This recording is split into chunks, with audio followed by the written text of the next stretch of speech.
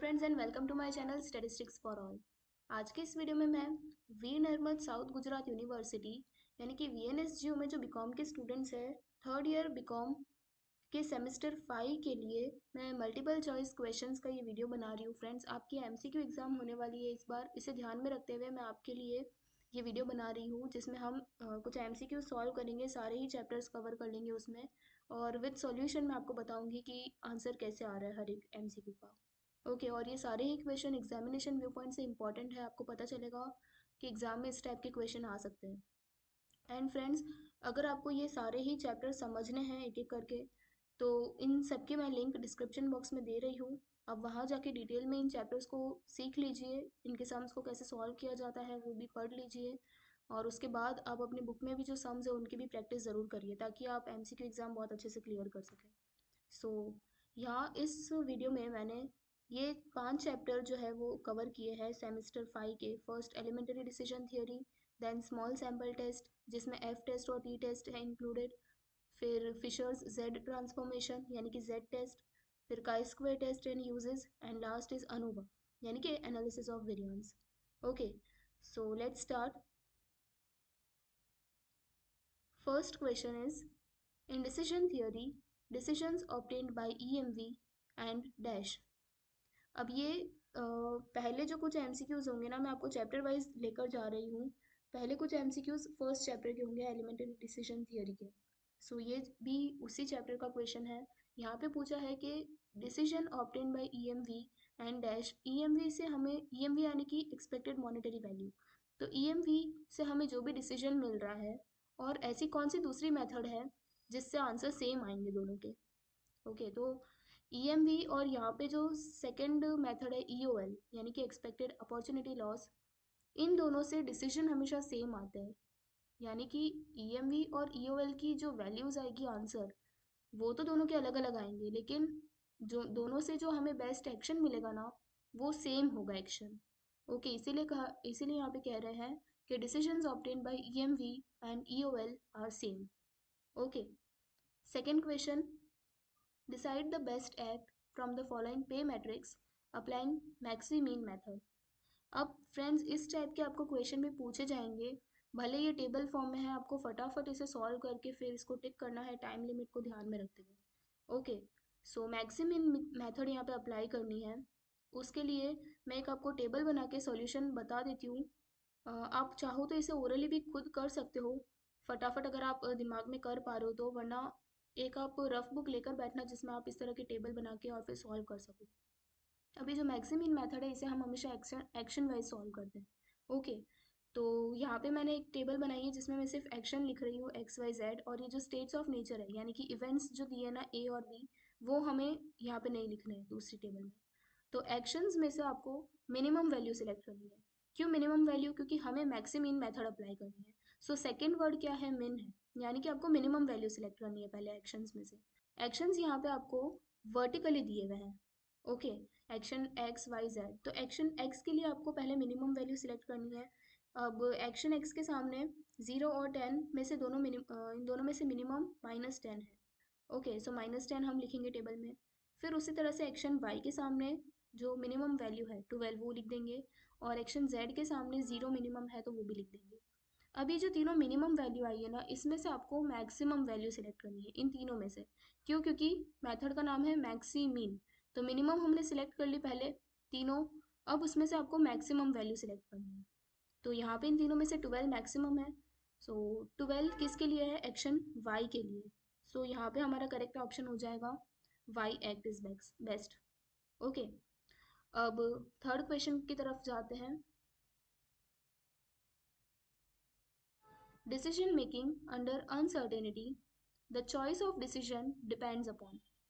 यानी कि यहाँ पे पूछ रहे हैं कि जब हम डिसीजन मेकिंग अंडर अनसर्टेनिटी करते हैं, आपके बुक में ये थोड़ा थियोरेटिकल क्वेश्चन है, आपकी बुक में थियोरी में आप देखोगे ना इस चैप्टर में, तब आपको कुछ 4 या 5 तरह के डिसीजन मेकिंग दिए होंगे, जैसे decision making under certainty, under uncertainty, under risk दिया होगा, under partial information, under conflict, इस तरह के कुछ हेडिंग्स में आपको ये सब दिए होंगे इनकी थियोरी। तो यहाँ पे पूछ रहे हैं कि डिसीजन मेकिंग अंडर अनसर्टेनिटी के अंदर जो डिसीजन हम लेंगे वो डिसीजन किस पे डिपेंड करते हैं। क्या वो डिसीजन ईवीपीआई वैल्यू पे करता है या ईएमवी वैल्यू पे करता है या ईओएल वैल्यू पे करता है या फिर state of mind of decision maker पे करता है, यानी कि डिसीजन मेकर की जैसी चॉइस होगी उसके हिसाब से।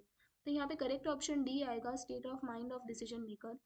क्योंकि डिसीजन मेकिंग अंडर अनसर्टेनिटी के अंदर हम जो मैंने आपको 7 मेथड्स का एक मैंने वीडियो बनाया था जिसमें मैक्सिमीन, मैक्सिमैक्स मेथड, मिनीमीन, फिर रिग्रेट टेबल हमने सीखा था, लाप्लास रूल, हर्विक्स रूल, ये सारे मेथड का मैंने एक वीडियो बनाया है, वो सभी decision maker making under uncertainty के वीडियो है। ओके, यहाँ पे जो बाकी के ऑप्शंस है ईवीपीआई, ईएमवी और ईओएल, ये सारे डिसीजन मेकिंग अंडर रिस्क की कैटेगरी में आते हैं। ओके, सो यहाँ पर करेक्ट ऑप्शन डी आएगा कि डिसीजन मेकर का जो उसके हिसाब से ही यहाँ पे डिसीजन लिया जाएगा। Okay, now moving to next question, find the inadmissible act from the following pay matrix. यहाँ पे जो टेबल दी है, 3 इवेंट दिए हैं S1 S2 S3 और 3 एक्शन दिए हुए हैं A1 A2 A3। इसमें से आपको इनएडमिसिबल एक्ट फाइंड करना है। तो तीनों एक्शन में से जो सबसे आपको इनएडमिसिबल एक्ट यानी कि एक ऐसा एक्ट जो हम आराम से एलिमिनेट कर सकते हैं कि भाई इसकी वैल्यू तो हमारे कुछ काम की नहीं होगी। इसका क्या मतलब है, यहाँ पे देखो आप, एक्शन वापस से यहाँ पे वर्टिकली दिया हुआ है तो हम वर्टिकली तीनों की वैल्यूज देखेंगे। तो यहाँ पे आपको एक ऐसा एक्शन सिलेक्ट करना है जिसकी सारी वैल्यूज बाकी एक्शन से कम ही है ऑलवेज, वो हमारा इनएडमिसिबल एक्ट हो जाएगा।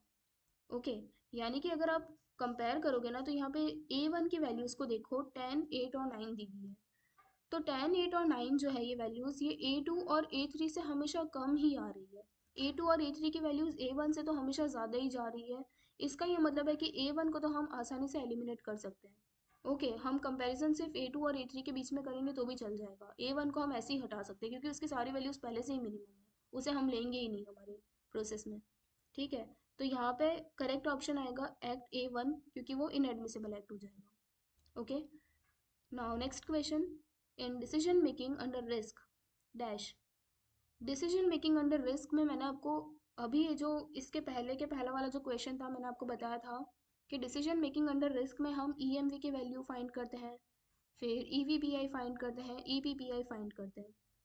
तो इन सारे क्वेश्चंस में आपको, अगर आपको ये थियोरी पता है तो आप इसका आंसर बता पाओगे, ये भी थियोरेटिकल क्वेश्चन ही है। लेकिन अगर आपको नहीं भी पता है ना तो थोड़ा सा लॉजिक यूज़ करके हम इसका आंसर फाइंड कर सकते हैं। कैसा लॉजिक, तो मैंने आपको भी बोला कि हम अंडर रिस्क वाले में ईएमवी, ईवीपीआई और ईपीपीआई की वैल्यू फाइंड करते हैं।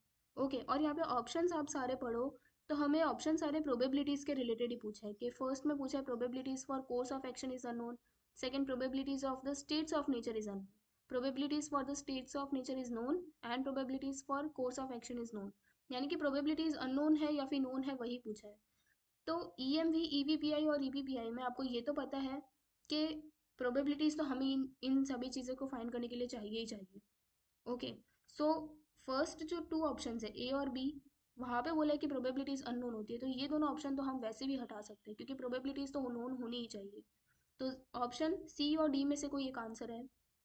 तो यहाँ पे सी और डी में देखो, probabilities for the states of nature is known, यानी कि इवेंट की प्रोबेबिलिटी हमें पता है। और डी में बोल रहे हैं कि probabilities for course of action is known, यानी कि एक्शंस की प्रोबेबिलिटी पता है। अब फ्रेंड्स, जब इस चैप्टर के वीडियो में जो सम करना, उसमें मैंने आपको एक चीज़ साफ बोली थी कि प्रोबेबिलिटीज हमेशा इवेंट्स की दी होती है। एक्शंस के सामने कभी भी प्रोबेबिलिटीज नहीं दी होगी, हमेशा इवेंट्स के सामने ही उनकी प्रोबेबिलिटीज दी होती है।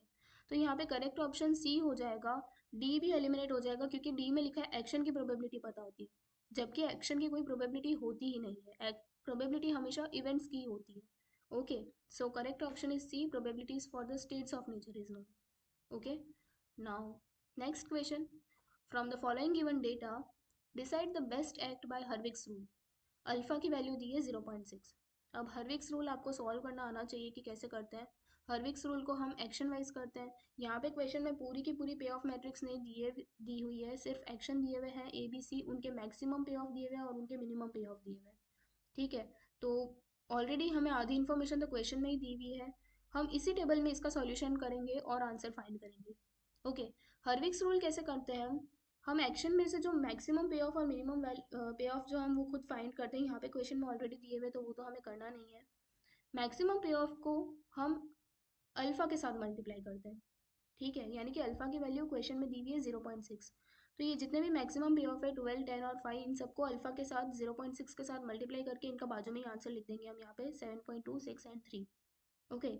और जो मिनिमम पे ऑफ की जो कॉलम दी हुई है उसमें हम 1 माइनस अल्फा को मल्टीप्लाई करेंगे। अल्फा की वैल्यू 0.6 है, तो 1 माइनस अल्फा क्या हो जाएगा 0.4।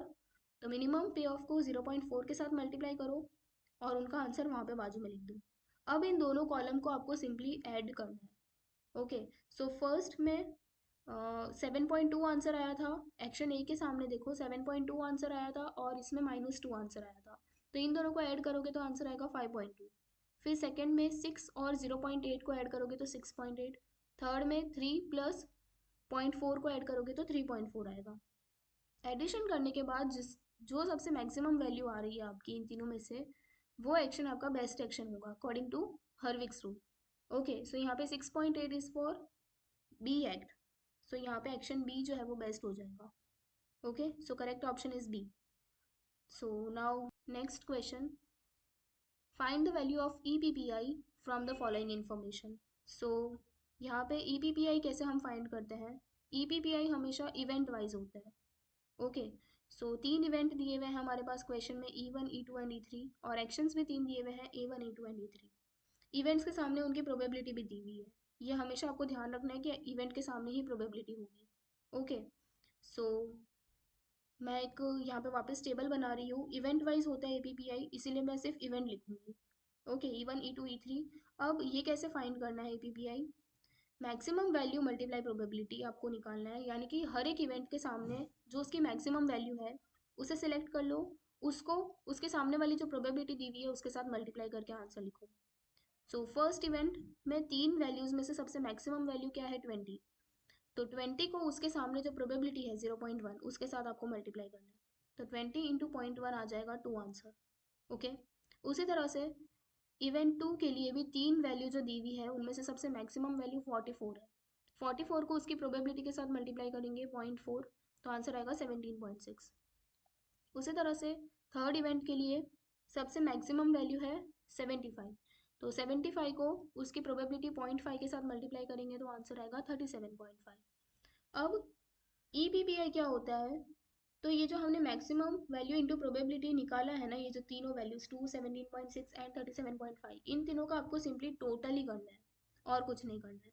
सो EPPI is summation of maximum value into probability, इन तीनों का टोटल करोगे तो आएगा 57.1। तो करेक्ट ऑप्शन यहाँ पे डी आएगा 57.1 आंसर। ठीक है। अब अगर क्वेश्चन में EPPI की जगह पे EVPI बोला होता, ओके, EVPI यानी कि expected value of perfect information, तब आपको क्या करना रहता, यहाँ पे क्वेश्चन में आपको EMV की वैल्यू भी दी हुई है। हालांकि इस बार हमें EMV कुछ काम नहीं आया, ये सिर्फ आपको यहाँ पे कंफ्यूज करने के लिए ही दिया हुआ था। EPPI में से हम जब मैक्सिमम EMV की वैल्यू माइनस करते हैं ना, तब हमारे पास EVPI आता है। तो अगर EVPI पूछा होता तो उसकी फॉर्मूला लगा के हम EVPI फाइंड कर लेते।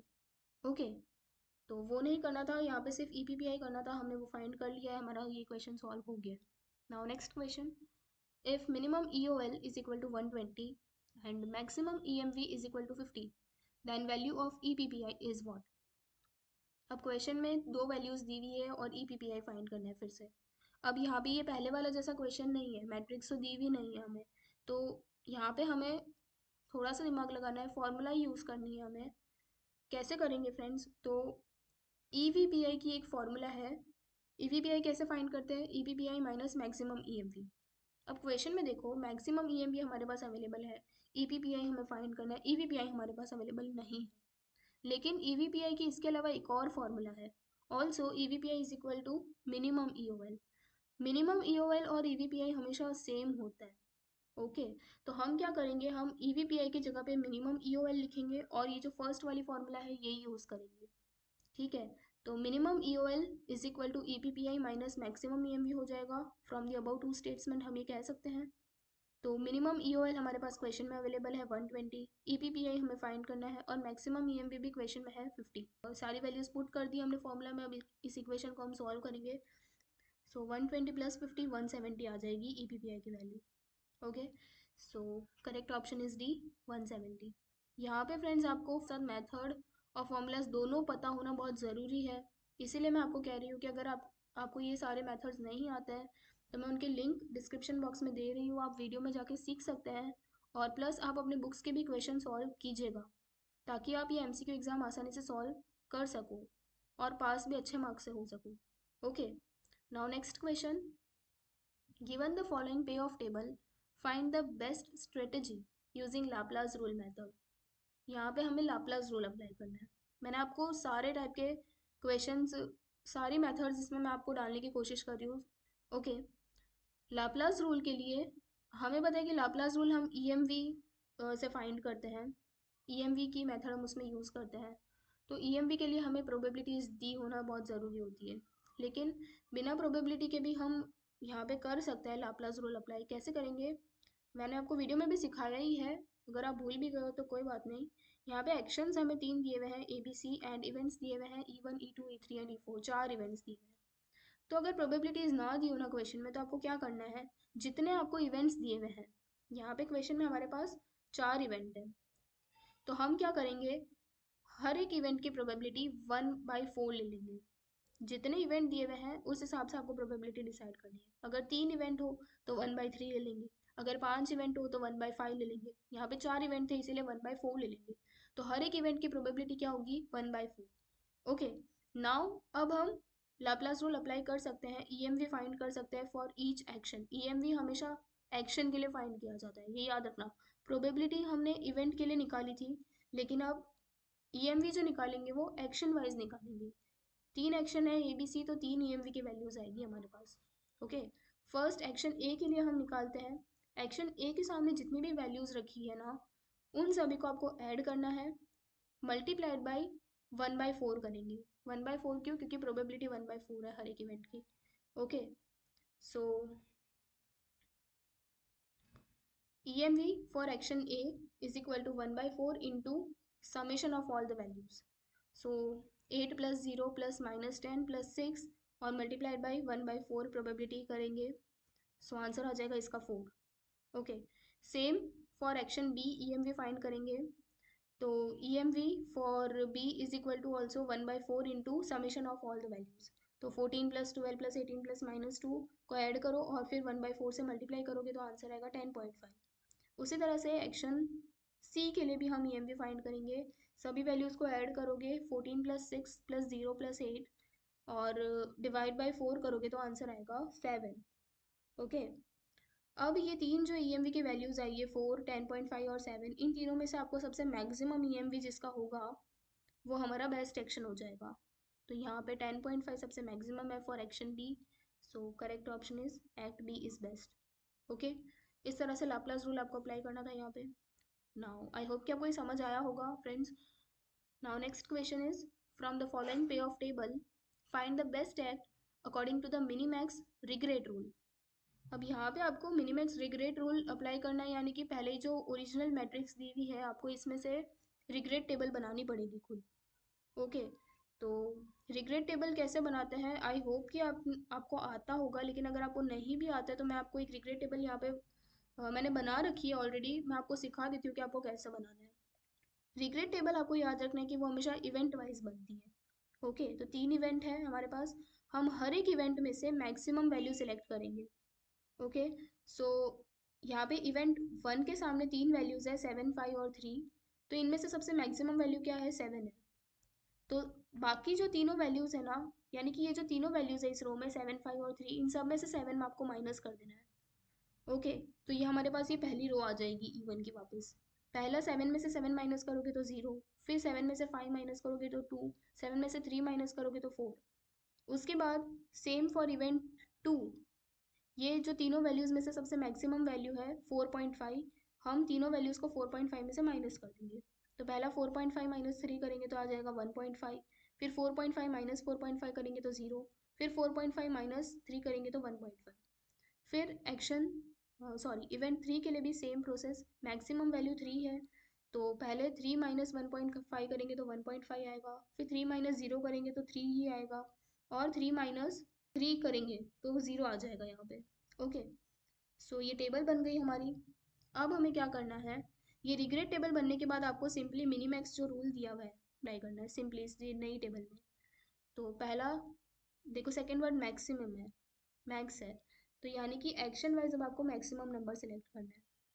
सो एक्शन वाइज देखना आप, ए के सामने सबसे मैक्सिमम वैल्यू 1.5 है, बी के सामने मैक्सिमम वैल्यू 3 है और सी के सामने मैक्सिमम वैल्यू 4 है। सो अब ये मैक्सिमम वैल्यू आ गई, अब आपको इन तीनों में से मिनिमम वैल्यू सेलेक्ट कर लेनी है। तो मिनिमम वैल्यू यहाँ पे 1.5 है, तो 1.5 किसके लिए है, एक्शन ए के लिए। सो यहाँ पे action A is best action according to minimax regret rule. Okay, so इसका भी आंसर आ गया। तो आप, आई होप कि आपको ये समझ आया होगा। यहाँ पे एलिमेंट्री डिसीजन थियोरी के सारे एमसीक्यूज मैंने कवर कर लिए हैं। इसके बाद हम स्मॉल सैम्पल टेस्ट चालू करेंगे। Okay, so now next question is F test is used to test the significance of the differences between or among what। यहाँ पे F टेस्ट के लिए पूछ रहे हैं कि F टेस्ट किस चीज़ के लिए यूज़ होता है, यानी कि हम किसके डिफरेंस के लिए F टेस्ट यूज़ किया जाता है। तो अगर आप इसकी हाइपोथेसिस को देखोगे, F टेस्ट की हाइपोथेसिस में हम लिखते हैं sigma 1 square is equal to sigma 2 square, यानी कि दोनों के वेरियांसेस को हम कंपैरिजन करते हैं। लेकिन तो आप सोचोगे कि इसका आंसर जो है वो सी ऑप्शन आएगा, वेरियांसेस ऑफ टू सैंपल। लेकिन फ्रेंड्स, एफ टेस्ट जो है वो अनोवा मेथड में भी यूज़ होता है। और अनोवा मेथड जो है, जब हमारे पास दो से ज़्यादा सैंपल दिए हुए रहते हैं, उनके हमें मीन्स को कंपेयर करना होता है ना, तब भी एफ टेस्ट ही यूज़ किया जाता है। तो यहाँ पे B and C option both आएगा। Okay, more than two sample means and variances of two sample, ये इसका करेक्ट आंसर है। Now next question, for a f distribution with degree of freedom n1 n2, if n2 tends to infinity, then what will be the distribution। अब ये एक थोड़ा theoretical question हो गया है। थोड़े बहुत स्टार्टिंग में पहले थियोरेटिकल क्वेश्चन ही मैं आपको बता रही हूँ, उसके बाद हम सम्स वाले क्वेश्चन पे भी जाएंगे। सो इसका करेक्ट आंसर होगा chi square distribution with n1 degree of freedom. यहाँ पे क्वेश्चन में एफ डिस्ट्रीब्यूशन की बात की थी जिसमें दो डिग्री ऑफ फ्रीडम थे, n1 और n2। ओके, तो एफ डिस्ट्रीब्यूशन में आपको ध्यान रखना है कि जो दोनों वेरिएबल्स होते हैं ना, वो काई स्क्वायर के वेरिएट होते हैं। ओके, तो उसमें अगर जो सेकेंड वाला सैम्पल साइज था n2, वो अगर इन्फिनिटी की तरफ जा रहा है, तो यहाँ पे हमारा डिस्ट्रीब्यूशन जो होगा वो काई स्क्वायर डिस्ट्रीब्यूशन होगा। जो रिमेनिंग हमारा सैम्पल साइज बच गया n1 डिग्री ऑफ फ्रीडम के साथ में। ठीक है, तो correct option is A. Now next question, pair T test is applicable when the observation in the two samples are dash। Option 1 is pair, option B is equal n number, that is n1 is equal to n2 is equal to n, third correlated या फिर all of this. तो इसका correct answer आएगा all of this. Pair T test हम कब apply करते हैं, जब पेयर अगर डेटा दिया हुआ है हमारे पास तब भी पेयर टी टेस्ट अप्लाई होगा। फिर अगर हमारे पास दोनों सैंपल की साइजेस इक्वल है, n1 is equal to n2 है, तब भी हम पेयर टी टेस्ट यूज़ कर सकते हैं। और उसके अलावा को रिलेटेड जब होते हैं दोनों पेयर, दोनों सैंपल्स, तब भी हम पेयर टी टेस्ट यूज़ करते हैं। तो इसका आंसर है all of this. Okay, next question match the following का है। देखिए पहला question, first chi square test के बारे में पूछा है, अनोवा टेस्ट, फिर जेड टेस्ट और फिर टी टेस्ट के बारे में पूछा है। तो हम वन बाय वन देख लेते हैं। इसका करेक्ट आंसर है डी ऑप्शन, जिसमें फर्स्ट जो ए ऑप्शन है काई स्क्वायर टेस्ट, उसका आंसर है second number. Chi square test का सेकेंड क्या दिया हुआ है, testing the goodness of fit of the distribution. Okay, तो ये हमें पता है कि गुडनेस ऑफ फिट जो है वो काई स्क्वायर का ही एक मेथड का नाम है। तो ए का ऑप्शन सेकंड आएगा। फिर बी का ऑप्शन वन आएगा, अनोवा का वन कैसे, testing the significance of difference of the mean values among more than two sample group. मैंने आपको अभी बताया था पिछले क्वेश्चन में भी कि अनोवा में अगर दो से ज़्यादा सैम्पल मीन दिए हुए रहते हैं तब हम अनोवा मेथड यूज़ करते हैं। तो यहाँ पे बी ऑप्शन के लिए फर्स्ट ऑप्शन करेक्ट है। ठीक है, तो देखो आप सेकंड, सॉरी फर्स्ट जो है काई स्क्वायर का सेकंड आंसर है, फिर बी का वन है। तो अगर आपको ये दो भी आंसर पता है ना, तो भी आप डी ऑप्शन करेक्ट है वो आप कह सकते हो, क्योंकि बाकी सारे ऑप्शंस में, ए बी और सी ऑप्शंस में ये वाले आंसर दिए ही नहीं है। उन सब में अलग अलग आंसर है ए और बी के। तो डी ऑप्शन ही राइट हो जाएगा। हम सी और डी का भी देखते हैं। सी में लिखा है जेड टेस्ट, जेड टेस्ट का आंसर होगा थर्ड वाला, यानी कि testing the significance of the difference of the mean values between two large size sample. मैं आपको जेड टेस्ट और टी टेस्ट में बता देती हूँ फ़र्क।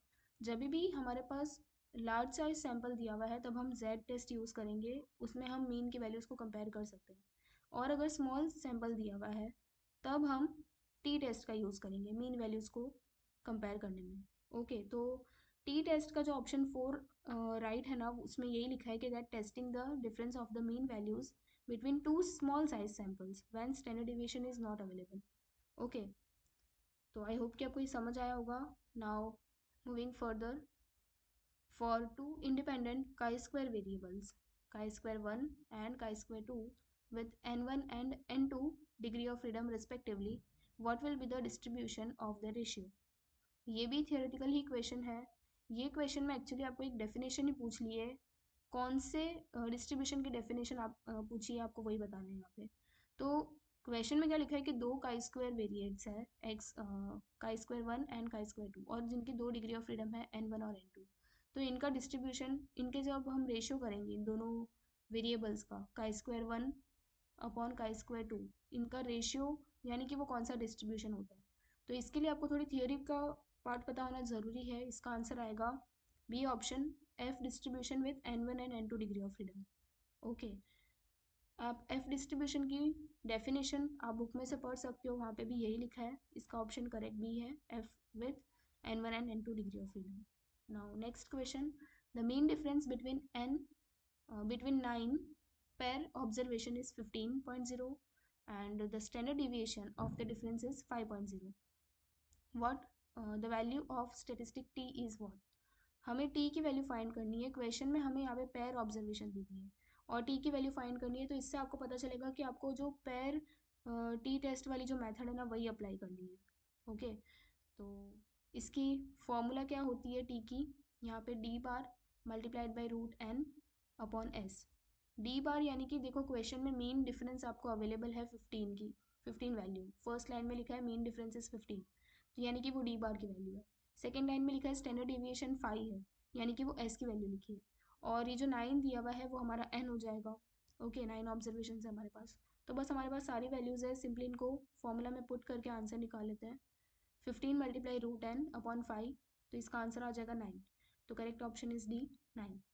Okay, now next is, if two sample size 9 and 11 have means 6.8 and 8.8 and variances 36 and 25 respectively from two normal population, the absolute value of statistic t for testing null hypothesis h naught, that is mu1 is equal to mu2 is what? यहाँ पे हमें question में वापस से T की value find करनी है, लेकिन कौन सी मेथड टी की अप्लाई करोगे? तो हाइपोथेसिस देख के आप समझ ही गए होंगे, mu one is equal to mu two लिखा हुआ है हाइपोथेसिस में, तो आप समझ गए होंगे कि difference between two sample means वाली जो मेथड है, सेकेंड वाली मेथड टी टेस्ट की, हम वही यूज़ करेंगे। ओके, तो क्वेश्चन में क्या क्या डेटा अवेलेबल है? पहले सैम्पल साइजेस दी हुई है 2, यानी कि 2 हमारे पास सैम्पल्स है, ये n1 और n2 हो जाएगा। उसके बाद इनके मीन भी दिए हुए हैं, तो ये x बार 1 एंड x बार 2 हो जाएगा। और सेकेंड लाइन में इनके वेरियांसेस दिए हुए हैं, तो वेरियांसेस यानी कि सैम्पल के वेरियांसेस है, तो हम स्मॉल s1 स्क्वायर लिखेंगे इसको। ओके, वेरियांस है इसीलिए स्क्वायर भी लगा रहे हैं, अगर स्टैंडर्ड डिविएशन होता तो सिर्फ s लिखते, s1 एंड s2, लेकिन वेरियांस दिया हुआ है तो s1 square and s2 square. Okay, now हमें t की वैल्यू फाइंड करनी है। तो t की वैल्यू निकालने के लिए इसकी फॉर्मूला क्या होती है? न्यूमरेटर में आपको डिफरेंस लेना है, किसका डिफरेंस? जो दोनों मीन्स दिए हुए ना क्वेश्चन में, उन दोनों का डिफरेंस, और वो पॉजिटिव डिफरेंस लेना है, भले नेगेटिव में आ रहा हो तो भी आपको पॉजिटिव ही लेना है, इसलिए मॉड्यूलस में रखा उनको। और नीचे डिनोमिनेटर में डिवाइड बाय करके क्या लिखना है? ये स्टैंडर्ड एरर की फॉर्मूला है, capital S multiplied by under root 1/n1 plus 1/n2। ये जो एक्चुअल मेथड का जो मैंने वीडियो बनाया हुआ है पहले, डिटेल एक्सप्लेनेशन वाला, वहाँ पे मैंने आपको टी की फॉर्मूला लिखवाई थी, डिफरेंस अपॉन स्टैंडर्ड एरर। तो ये डिफरेंस अपॉन स्टैंडर्ड एरर वही फॉर्मूला है, बस मैंने डिफरेंस अपॉन स्टैंडर्ड एरर की जगह पे उनकी जो एक्चुअल फॉर्मूलाज है वही मैंने पुट कर दिया, डायरेक्ट टी की वैल्यू। ओके, तो हमारे पास एक्स बार 1 एक्स बार 2 तो अवेलेबल है क्वेश्चन में, n1 और n2 भी है, बस कैपिटल एस हमें फाइंड करना है। तो पहले कैपिटल एस फाइंड करते हैं। कैपिटल एस की फॉर्मूला हो जाएगी, देखो यहाँ पे क्वेश्चन में रेडीमेड वैल्यूज अवेलेबल है, s1 स्क्वायर और s2 स्क्वायर स्मॉल वाली की, तो हम ये वाली फॉर्मूला यूज़ करेंगे कैपिटल एस की। कैपिटल एस का मतलब होता है unbiased estimate of population variance. याद रखना ये चीज़, कभी भी क्वेश्चन में अगर दिया हुआ है आपको, यहाँ पे तो आपको वेरियांसेस लिखा हुआ है, तो आप शायद समझ गए होंगे, मैंने आपको बताया भी है कि सैम्पल वेरियांसेस हो तो वो स्मॉल एस यूज़ करना है। और अगर क्वेश्चन में दिया हुआ है कि अनबायस्ड एस्टिमेट दिया हुआ है आपको, क्वेश्चन में लिखा हुआ, तो समझ जाना कि वो कैपिटल एस की वैल्यू है। ओके, दोनों में फ़र्क है, सेम नहीं होते दोनों। तो यहाँ पे कैपिटल एस हम कैसे फाइंड करेंगे, under root n1 - 1 into s1 square plus n2 - 1 into s2 square upon n1 + n2 - 2। Okay, और इसका पूरे का रूट क्यों करना है, क्योंकि हम एस स्क्वायर फाइंड नहीं कर रहे हैं, हम ओनली एस फाइंड करना है, तो रूट में भी डाल देना है। ओके, तो n1 और s1 स्क्वायर, n2 और s2 स्क्वायर सभी इक्वेशन में है, तो सिंपली इन सब की वैल्यूज पुट करके आप कैपिटल एस की वैल्यू फाइंड कर सकते हो। यहाँ पे आ जाएगा, रूट करने के बाद आएगा 5.467। अब इसे हम ये t की वैल्यू में फॉर्मूला में पुट कर देंगे सारी वैल्यूज़, तो हमारे पास आ जाएगा ऊपर 6.8 - 8.8 upon 5.467 multiplied by under root 1/9 plus 1/11। तो इसे आप सॉल्व करो, ऊपर आएगा 2 और नीचे अंडर रूट वाली जो वैल्यू है इसे सॉल्व करोगे तो आएगा 0.449। तो आ जाएगा आंसर 0.81। तो करेक्ट ऑप्शन हो गया हमारा B 0.81। Okay, now next question, from two population, two samples of sizes 10 and 20 are taken and the unbiased estimate of population variances are 144 and 324 respectively.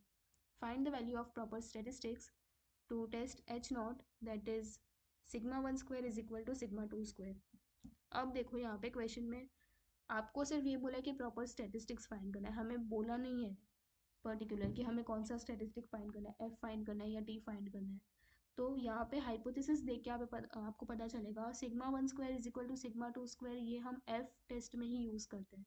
तो आपको यहाँ पे एफ की वैल्यू फाइंड करनी है। ओके, नाउ एफ की value के लिए क्वेश्चन में यहाँ पे हमारे पास क्या क्या अवेलेबल है, पहले फर्स्ट लाइन में तो हमें साइजेस दी हुई है 10 और 20, तो वो तो n1 और n2 की वैल्यूज़ है।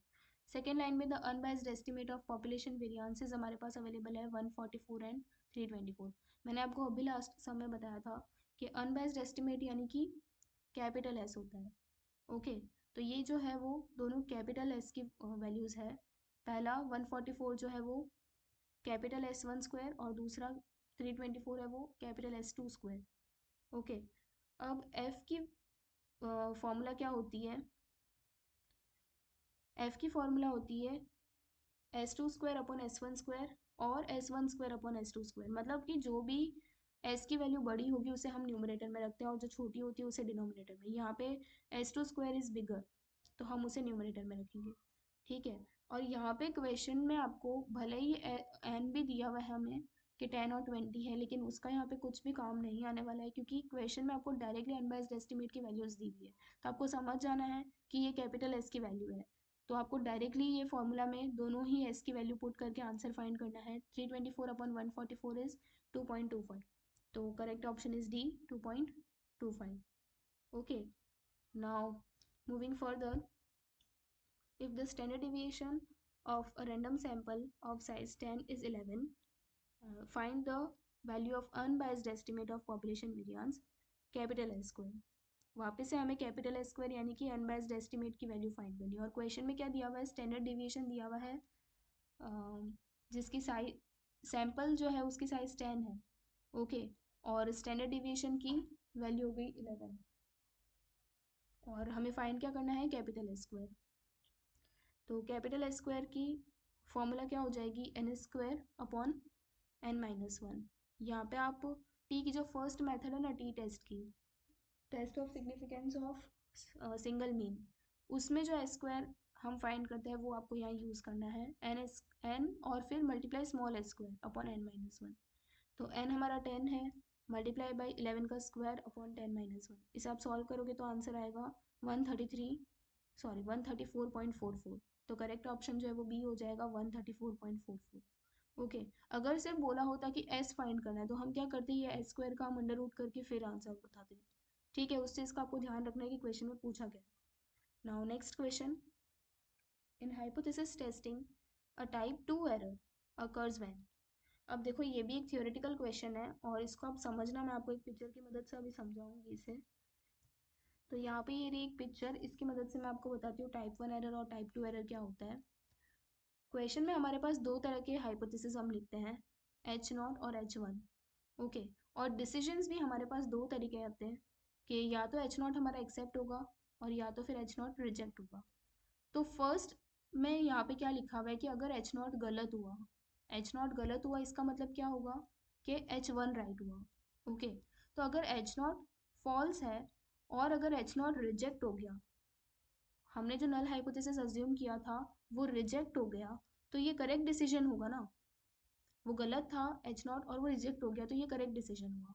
तो ये वाला डिसीजन करेक्ट हो गया। ठीक है, नाउ नेक्स्ट में देखो कि अगर एच नॉट ट्रू है लेकिन फिर भी वो रिजेक्ट हो गया, ट्रू होते हुए अगर वो रिजेक्ट हो जाएगा ना, तो ये टाइप वन एरर बोलते हैं इसे हम। ओके, इसी तरह से अगर एच नॉट गलत है और हम उसे रिजेक्ट नहीं कर पाए, यानी कि हमने उसे एक्सेप्ट कर लिया, गलत होते हुए अगर हमने उसको एक्सेप्ट कर लिया है, तो यानी कि ये टाइप टू एरर इसे बोलते हैं। ओके, और लास्ट में जो लिखा है अगर एच नॉट हमारा सही है और हम उसे एक्सेप्ट भी कर रहे हैं, तो वो करेक्ट डिसीजन है। सही होते हुए अगर एक्सेप्ट किया तो वो करेक्ट डिसीजन हो जाएगा। तो ये चार जो चीज़ें ना वो आपको अच्छे से समझ लेनी है। इसमें से जो हमने टाइप टू एरर समझा कि अगर एच नॉट गलत था और फिर भी हमने उसको एक्सेप्ट कर लिया, हम उसको रिजेक्ट नहीं कर पाए, तो वो क्या होगा, वो टाइप टू एरर हो जाएगा। और ये वाला जो एरर है ना, ये ज़्यादा सीरियस होता है टाइप वन एरर से। ओके, तो ये भी एमसीक्यू में पूछा जा सकता है कि कौन सा एरर ज़्यादा सीरियस होता है, तो आप बता देना कि टाइप टू एरर ज़्यादा सीरियस होता है। अब ऑप्शंस में से आप देखोगे तो यहाँ पे सी ऑप्शन करेक्ट होगा, क्योंकि यहाँ पे लिखा है कि the null hypothesis is not rejected, यानी कि हमने नल हाइपोथेसिस को एक्सेप्ट कर लिया है। टाइप टू एरर कब होता है, जब हम नल हाइपोथेसिस को एक्सेप्ट कर लेते हैं। व्हेन, आगे क्या लिखा है, when the alternative hypothesis is true. Alternative hypothesis यानी कि एच वन अगर सही है, एच वन कब सही होगी, जब एच नॉट गलत होगा। तो इसके, ये थोड़ा ट्विस्टेड लैंग्वेज में लिखा है कि अगर एच नॉट गलत है और फिर भी हमने उसको एक्सेप्ट कर लिया, वो रिजेक्ट नहीं हुआ है एच नॉट, उसको एक्सेप्ट कर लिया, गलत होते हुए एक्सेप्ट कर लिया, यानी कि वो टाइप टू एरर होगा। तो ये ऑप्शन जो सी है ये इसका करेक्ट आंसर है। थोड़ा सा ट्विस्टेड लैंग्वेज में था, हो सकता है कि आपके एमसीक्यूज में ऐसा ट्विस्ट लैंग्वेज ना दिया हो, लेकिन फिर भी मैंने आपको ऐसा आंसर बताया है, इसमें इस तरह का क्वेश्चन बताया ताकि आप समझ सको कि कौन सा ऑप्शन राइट होगा। थोड़ा सा इसमें सोचना पड़ेगा। Okay, now next question, null and alternative hypothesis are statements about dash. Null और ऑल्टरनेटिव हाइपोथेसिस जब हम डिफाइन करते हैं तो किसके बारे में होती है। ओके, तो वो हमेशा पॉपुलेशन पैरामीटर्स के बारे में ही होती है, ये ध्यान रखना है आपको। तो इसका आंसर आएगा population parameters. Next, which test we normally apply for qualitative data. Qualitative data के लिए हम कौन सा टेस्ट अप्लाई करते हैं नॉर्मली, तो इसका आंसर आएगा काई स्क्वायर टेस्ट। ये आपको, ये थियोरेटिकल क्वेश्चन है तो ये आपको लर्न ही करना पड़ेगा कि क्वालिटेटिव के लिए हम काई स्क्वायर का यूज़ करते हैं। Okay, next, goodness of fit of a distribution is a test by what. Goodness of fit इनमें से कौन से टेस्ट का मेथड है, तो वो भी गुडनेस ऑफ फिट हमें पता है कि वो काई स्क्वायर टेस्ट का ही है, तो इसका आंसर होगा C, chi square test. Next, if x1, x2, x3 are three independent variables and x1 plus x2 plus x3 plus x4 is equal to 10, then the degrees of freedom is what। अब ये question थोड़ा सा tough आप कह सकते हैं इसे, लेकिन ये बहुत लॉजिकल क्वेश्चन है। डिग्रीज ऑफ फ्रीडम का मतलब होता है कि कितने वेरिएबल्स इंडिपेंडेंट है। हमारे पास जितने भी टोटल वेरिएबल्स होते हैं तो उसमें से कितने इंडिपेंडेंट है, वही हमारा डिग्रीज ऑफ फ्रीडम होता है। ओके, तो यहाँ पे क्वेश्चन में लिखा है कि x1, x2 और x3 तीन इंडिपेंडेंट वेरिएबल्स है, तो अब डायरेक्टली, भले यहाँ पे वापस से चार वेरिएबल्स को हमने ऐड किया है, ऐड करके 10 लेकर आया है, लेकिन थ्री इंडिपेंडेंट पहले से ही बोल दिया ना, तो इसका आंसर डायरेक्टली थ्री आप लिख सकते हो। लेकिन फिर भी अगर आपको ना समझ आए तो डिग्रीज ऑफ फ्रीडम के आप फॉर्मूला भी यूज़ कर सकते हो। डिग्रीज ऑफ फ्रीडम की फॉर्मूलाज क्या होती है, यहाँ पे हमारे पास चार वेरिएबल है, x1, x2, x3 और x4, तो n हमारा 4 हो जाएगा। तो डिग्री ऑफ फ्रीडम की फॉर्मूला होती है n-1, तो 4 - 1 करेंगे तो आंसर 3 आने वाला है। Okay, so correct option is 3। आप डायरेक्टली भी बता सकते थे क्योंकि क्वेश्चन में सीधा भी लिखा है कि 3 इंडिपेंडेंट वेरिएबल है, और डिग्री ऑफ फ्रीडम का मतलब ही वही होता है कि कितने इंडिपेंडेंट वेरिएबल है हमारे पास। तो 3 option is correct. Okay, now next, to test independence of two attributes, which test is useful। दो एट्रीब्यूट की इंडिपेंडेंस चेक करने के लिए ये कौन सी मेथड, कौन से टेस्ट की ये मेथड है, तो इसका आंसर काई स्क्वायर है। काई स्क्वायर में जो सेकंड मेथड मैंने आपको सिखाई थी, इंडिपेंडेंस ऑफ टू एट्रीब्यूट्स, ये काई स्क्वायर का ही पार्ट है। Okay, next question, a random sample of size 4 is taken from normal population find value of appropriate statistic to test the hypothesis sigma square is equal to 2 and summation x minus x bar whole square is equal to 10। यहाँ पे question में देखो आपको hypothesis दे दी है sigma square is equal to 2 और बोला है कि अप्रोप्रिएट स्टैटिस्टिक की वैल्यू फाइंड करो। वापस से इधर क्वेश्चन में लिखा नहीं है कि क्या फाइंड करना है, तो आपको खुद ही पता लगाना पड़ेगा हाइपोथेसिस पर से कि आपको फाइंड क्या करना है। तो sigma square is equal to 2, ये आपको हाइपोथेसिस दी हुई है। इसका मतलब सिग्मा स्क्वायर मैंने आपको बताया था कि सिर्फ दो ही मेथड में सिग्मा स्क्वायर की हाइपोथेसिस हम लिखते हैं। पहला तो एफ टेस्ट में लिखते हैं sigma one square is equal to sigma two square, और दूसरा काई स्क्वायर की जो थर्ड मेथड है ना, test of significance of the population variance, उसमें भी हम यही सिग्मा स्क्वायर का हाइपोथेसिस लिखते हैं। लेकिन एफ टेस्ट में भी हम अगर सिर्फ हमारे पास दो सैंपल अवेलेबल हो तभी हम एफ टेस्ट यूज़ कर सकते हैं। और जो काई स्क्वायर की जो तीसरी मेथड मैंने आपको बताई, test of significance of population variance, वहाँ पे अगर सिंगल सिग्मा स्क्वायर अवेलेबल हो तो हम यूज़ कर सकते हैं, तो वो वाली मेथड यूज़ कर सकते हैं। यहाँ पे क्वेश्चन में हमें सिर्फ सिंगल सिग्मा स्क्वायर ही दिया हुआ है, तो हम वो काई स्क्वायर की थर्ड मेथड यूज़ करेंगे, एफ टेस्ट यूज़ नहीं कर सकते, दो दो अवेलेबल नहीं है हमारे पास सैंपल। ओके, तो आपको पता चलेगा यहाँ पे कि काई स्क्वायर की वैल्यू फाइंड करनी है थर्ड मेथड अप्लाई करके, तो इसकी। और दूसरी चीज़ यहाँ पे हमें दे दिया है कि summation x minus x bar का स्क्वायर इज इक्वल टू 10। तो सॉल्यूशन हम कैसे निकालेंगे, काई स्क्वायर की टेस्टिंग ऑफ पॉपुलेशन वेरिएंस वाली फॉर्मूला मेथड यूज़ होगी। इसकी फॉर्मूला क्या है, chi square is equal to summation x minus x bar का whole square upon sigma square. ठीक है, तो ये दोनों ही वैल्यूज़ क्वेश्चन में अवेलेबल है। न्यूमरेटर में 10 आएगा और डिनोमिनेटर में सिग्मा स्क्वायर की वैल्यू 2 दी है क्वेश्चन में, तो आंसर आ जाएगा 5। So correct option is C, 5। Okay, तो ये भी एक ईजी सम ही था, बस आपको फॉर्मूलाज और मेथड कौन सी अप्लाई करनी है वो आपको पता होना चाहिए। Next, the value of statistic chi square for contingency table after Yates correction is what. तो यहाँ पे हमें 2/2 की एक टेबल दे दी है और येट्स करेक्शन मेथड अप्लाई करके हमें काई स्क्वायर की वैल्यू फाइंड करनी है। यहाँ पे ये जो टेबल दी है 2/2 की, इसमें हमें पहले चार वैल्यूज़ डिफाइन करनी पड़ेगी, ए बी सी और डी। ये चारों वैल्यूज़ हमारी ए बी सी डी होती है और जो ऑर्डर में मैंने किया है ना वही ऑर्डर में आपको करना है। उल्टा उल्टा सीधा आपको A B C D values नहीं बोलनी है। फर्स्ट जो है वो ए होगा, उसके बाजू में बी, फिर नीचे सी और डी, यही ऑर्डर में आपको ए बी सी डी की वैल्यू डिफाइन करनी है। ओके, अब हम क्या करेंगे, येट्स करेक्शन अप्लाई करने के लिए हमें दो वैल्यूज़ में से 0.5 माइनस करना पड़ता है और दो वैल्यूज़ में 0.5 ऐड करना पड़ता है। किस में माइनस करते हैं और किस में ऐड करते हैं, तो उसके लिए हम क्रॉस मल्टीप्लिकेशन करेंगे, ए को डी के साथ और बी को सी के साथ। तो ए और डी अगर से 8 × 6 करेंगे तो आंसर आएगा 48, और बी और सी को करेंगे 2 × 7 करेंगे तो 14 आएगा। तो जो स्मॉलर मल्टीप्लिकेशन आया ना, यहाँ पे बी सी का मल्टीप्लिकेशन स्मॉलर होगा, 14 इज स्मॉलर देन 48। तो हम क्या करेंगे, बी और सी में 0.5 ऐड कर देंगे, जिसका स्मॉलर मल्टीप्लिकेशन आ रहा है उसमें 0.5 ऐड कर दो दोनों में, और जिसका ग्रेटर मल्टीप्लिकेशन आ रहा है उन दोनों में से माइनस कर दो 0.5। ओके, तो हमारे पास एक नई टेबल बनेगी येट्स करेक्शन अप्लाई करने के बाद में। ए और डी में से हम 0.5 माइनस करेंगे तो 7.5 और 5.5 आंसर आ जाएगा, और बी और सी में 0.5 ऐड करने के बाद 2.5 और 7.5 आंसर आ जाएगा। तो ये हमारी अब new A B C D की वैल्यूज़ हो गई येट्स करेक्शन मेथड अप्लाई करने के बाद। तो अब आपको इन दोनों को मल्टीप्लाई कर देना है, वापस से ए डी और बी सी को आप मल्टीप्लाई करके साइड में रख सकते हो, क्योंकि अभी फॉर्मूला में आपको मल्टीप्लाई करना पड़ेगा। तो काई स्क्वायर की फॉर्मूला होगी यहाँ पे capital N into A D minus B C का square upon A plus B into A plus C into C plus D into B plus D. तो हमारे पास सारी वैल्यूज़ यहाँ पे अवेलेबल है टेबल में से। ए डी और बी सी का मैंने आपको बताया कि ये जो न्यू वैल्यूज़ है इनका मल्टीप्लिकेशन करके रखना। तो सारी वैल्यूज़ आप इस फॉर्मूला में पुट करो, और जो डिनोमिनेटर में जो मैंने इतने सारे लिखा है ना, ए plus B into A plus सी, ये कुछ भी नहीं है, ये जो हमने न्यू टेबल अभी बनाई ना, इसकी जो टोटल की कॉलम हमने बनाई है वही है सिर्फ। ओके, तो चारों टोटल को आपको मल्टीप्लाई करना है, 10 13 15 और 8 को आपको मल्टीप्लाई करना है, और कैपिटल एन जो है ऊपर न्यूमरेटर में वो हमारा जो ग्रैंड टोटल आया 23 वो होगा। So 23 into 7.5 multiply 5.5 minus 2.5 multiply 7.5 का whole square upon 10 multiply 15 multiply 13 multiply 8।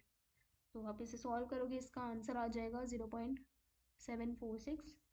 तो यहाँ पे correct option is C, 0.746। I hope कि आपको ये भी समझ आया होगा friends. Now next, degrees of freedom for statistics chi square in case of contingency table of order 2 by 2 is what. अब कंटिजेंसी टेबल अगर 2 by 2 की दी हुई है तो डिग्रीज ऑफ फ्रीडम क्या आएगा. तो chi स्क्वायर के लिए डिग्रीज ऑफ फ्रीडम की फॉर्मूला होती है r-1 इंटू सी माइनस वन. r यानी कि नंबर ऑफ रोज, c यानी कि नंबर ऑफ कॉलम. तो 2 by 2 की टेबल है यानी कि कॉलम भी 2 है और रो भी 2 है. तो 2-1 इंटू 2-1 आंसर आएगा 1. तो इसका आंसर होगा D option 1. Okay. Next, what is the standard deviation of chi square variable with n degree of freedom.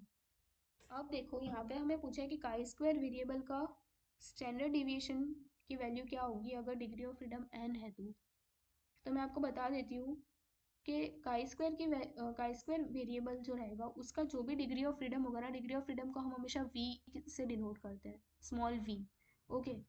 तो जो भी v है वही हमारा मीन होता है for chi square variable.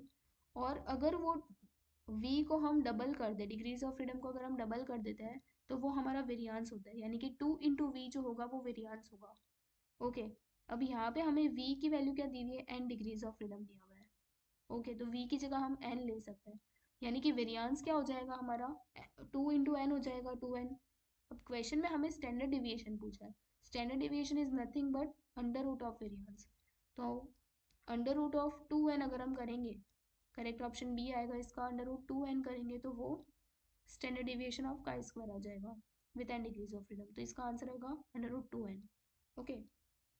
Next, to test null hypothesis h0 mu is equal to mu 0 versus h1 mu is greater than mu 0, the appropriate test is what. अब ये हाइपोथेसिस दी है दोनों, नल और ऑल्टरनेटिव. इनको देखकर आपको बताना है कि कौन सा टेस्ट अप्लाई होगा.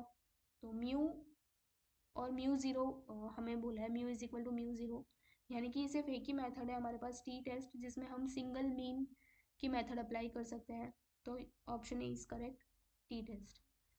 Next, degrees of freedom for chi square in case of contingency table of order 4 into 3 are what.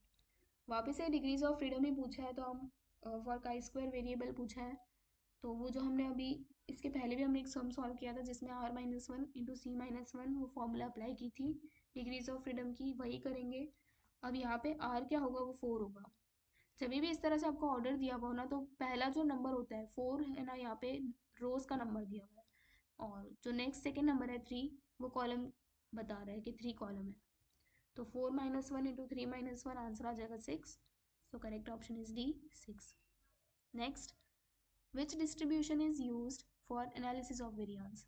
Analysis of variance के लिए हम कौन सा डिस्ट्रीब्यूशन यूज़ करते हैं. तो ये मैंने आपको शायद पहले भी एक एमसीक्यू में बताया था कि इसमें एफ डिस्ट्रीब्यूशन यूज़ होता है एनालिसिस ऑफ वेरियांस में. ओके. तो correct option is C. Next, if T S S यानी कि total of sum of square is equal to 34 and C F यानी कि correction factor is 150, then find the value of sum of square of all the values.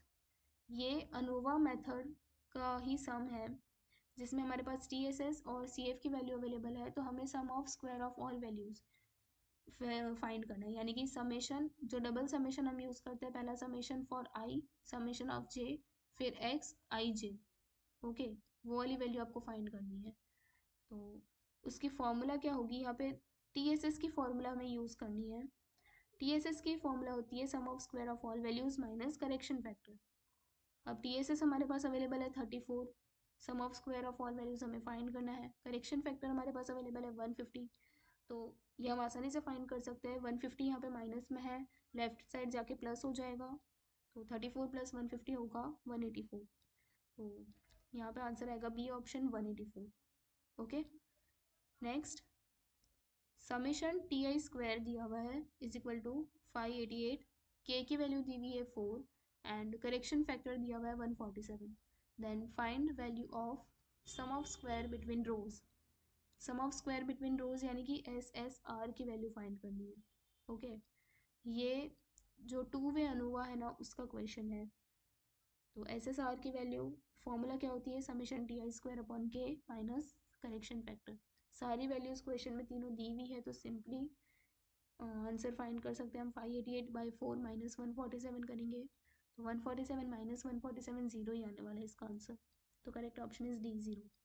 Okay, next, the test statistic x minus mu upon s upon under root n has degree of freedom is equal to dash.